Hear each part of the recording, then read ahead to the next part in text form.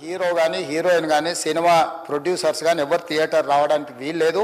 ఈ థియేటర్లో మేము సెక్యూరిటీ ఇవ్వలేము. ఈ థియేటర్కు ఉన్నది ఒకటే దారి. ఈ దారిలో ఇంతమంది వేలాది మంది అభిమానులు వచ్చినప్పుడు మేము కంట్రోల్ చేయలేము, వద్దు అని తిరస్కరించారు. తిరస్కరించిన తర్వాత కూడా 4 తారీఖు 9:30 ప్రాంతంలో హీరో రావడం జరిగింది.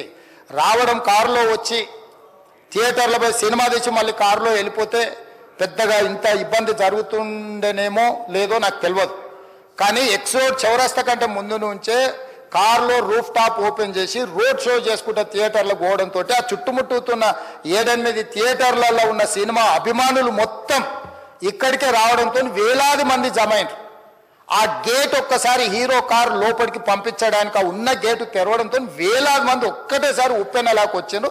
ఆ ఉప్పెనలో చనిపోయిన రేవతి, ఆమె కొడుకు, భార్య, భర్త, కూతురు వాళ్ళు అలాగైపోయి కొడుకు తల్లి ఒక పక్కన పోయి ఆ జనాల నుంచి తప్పించుకొని టికెట్ చేసుకొని ఆ తొక్కిసలాటలు హీరోను థియేటర్ లోపలికి తీసుకుపోవాలనుకున్న టైంకి అతను బండి మీద రోడ్ షో చేసి అందరు అభిమానులను విపరీతంగా అడ్డంగా ఎట్ల పడితే అట్లా తోయడంతో అటు నుంచి అభిమానులు హీరోని చూడాలి, కలవాలని ఒకవైపు నుంచి వాళ్ళని హీరో దగ్గరికే రానియొద్దని ఆయన ప్రైవేట్ సెక్యూరిటీ వెనక్కి నెట్టడం వల్ల ఈ తొక్కిసలాటలో హీరో థియేటర్కి వెళ్ళి లోపలికి వెళ్ళి చూసినాక పోలీసులు ఈ మొత్తం క్రౌడ్ని ఈ మొత్తం అక్కడ ఉన్న జమైన జనాలను అందరిని కూడా తీస్తే ఒక తల్లి కొడుకు అక్కడ శవాలుగా పడి ఉన్నారు.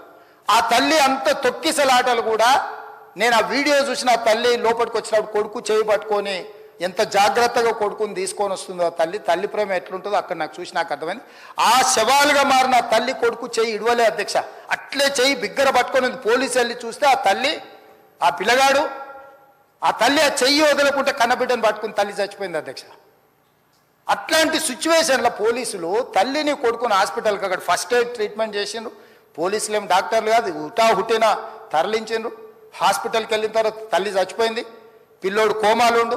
ఆల్మోస్ట్ పోలీసులు పిల్లవాడు కూడా చచ్చిపోయింది అనుకున్నారు. బ్రెయిన్ డెడ్ అయింది, ఆక్సిజన్ అందక ఆ అబ్బాయికి. సో ఆ సిచ్యువేషన్లో వెనక్కి పోలీసులు వచ్చి హీరో గారికి విషయాన్ని తెలియజేసి హీరో గారు వెళ్ళిపోతే హీరో ఎందుకు వెళ్ళిపోవాలనుకున్నారు పోలీసులు అంటే ఇంకా వేలాది మంది అభిమానులు అక్కడనే ఉన్నారు.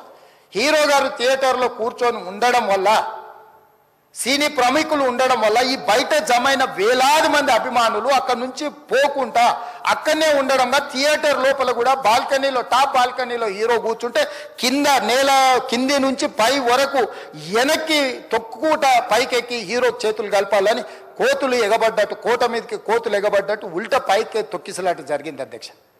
థియేటర్ వాళ్ళు పోలీసులను హీరో దగ్గరికి వెళ్ళి చెప్పడానికి కూడా అనుమతి లేకుండా థియేటర్ వాళ్ళు పోలీసులను బ్లాక్ చేశారు అధ్యక్ష. ఎప్పుడైతే హాస్పిటల్లో తల్లి చచ్చిపోయిన పిల్లగాడు కూడా ఆల్మోస్ట్ చావు నోట్లో ఉన్నాడు అని తెలిసి పోలీసులు వచ్చి ఏసీపీ వెళ్ళి చెప్పడానికి పోతే థియేటర్ సిబ్బంది లేదు హీరో దగ్గరికి వెళ్ళడానికే వీళ్ళదని చాలాసేపు పోలీసులను కూడా హీరో దగ్గరికి పోనీయలేదు అధ్యక్ష, వాళ్ళ ప్రైవేట్ వీళ్ళు.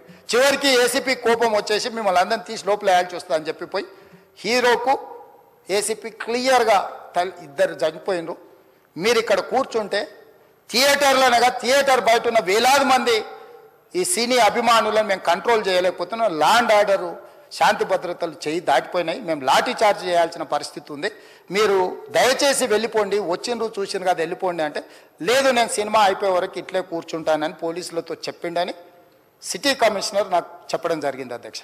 మళ్ళీ చేతులు ఊపుకుంటూ రోడ్ షో చేసుకుంటూ అంటే తల్లి చనిపోయి పిల్లగాడు చావు బతుకుల మధ్యలో ఉన్నాడు మీరు వెళ్ళండి అని వెనక్కి పంపిస్తే కూడా మళ్ళీ కారులో రూఫ్ టాప్ ఓపెన్ చేసి చేతులు ఊపుకుంటా అభిమానులను సంతోష పెట్టుకుంటా రోడ్ షో చేసుకుంటా అతను వెళ్ళిపోయింది అధ్యక్ష.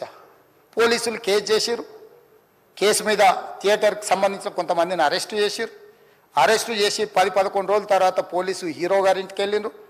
మీరు కూడా కేసులో A11 మీ మీద కేసు ఉందని చెప్పడానికి పోలీసులతో దురుసుగా ప్రవర్తించిండు. మీరు ఆ వీడియోలన్నీ కూడా చూసిండ్రు. ఆ పరిస్థితిలో చట్టాన్ని అమలు చేసే పోలీసులు ఆల్రెడీ ప్రాణాలు పోయినాయి, ఒక నిరుపేద తల్లి చనిపోయింది, కొడుకు చావు బతుకుల మధ్యలో ఉన్నాడు.